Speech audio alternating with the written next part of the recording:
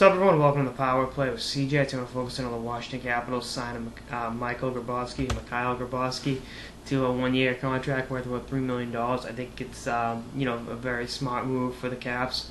He was a compliance buyout by the Leafs, and I think he kind of fell out of favor in Toronto. Obviously, him and Carlisle, the other coaches, had words towards the end of the season, and especially after the postseason, they didn't end on the best terms. But I think a fresh start in Washington, among other Eastern European players. He's not Russian; he's Belarus. He's from Belarus, Belarusian.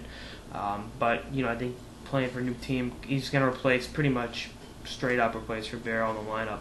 Obviously, Ribeiro taking us down to the Phoenix Coyotes this past year, but I like it. I think it's really just a round peg and a round hole. I'm surprised it took this long. I think Florida was in on him for a while, but I think this deal just makes sense, and that they can help each other. $3 million for a guy that has 217 points in the National Hockey League.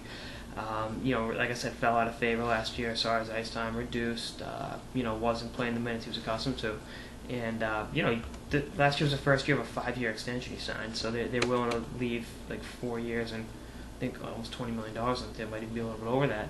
Actually, yeah, just under 20 on the table. As part of the buyout. I mean, he's getting that, but they're willing to pay him that much to not play for them. For a guy that's still only 29 years old and has his career high points is 58. He's -7 in his NHL career, -8 -10, excuse me. So it took down. He was a career plus player going into the season, which for a guy that spent most of his career on a subpar Toronto Maple Leafs team, that's saying a lot. And 48 points, 35 points, 58 points, 51 points last year. He's a consistent secondary producer, and I think he'll help out the Capitals in just that role. Like I said, second, third line minutes, and I think he can contribute. And for the right price, he's a round peg and a round hole.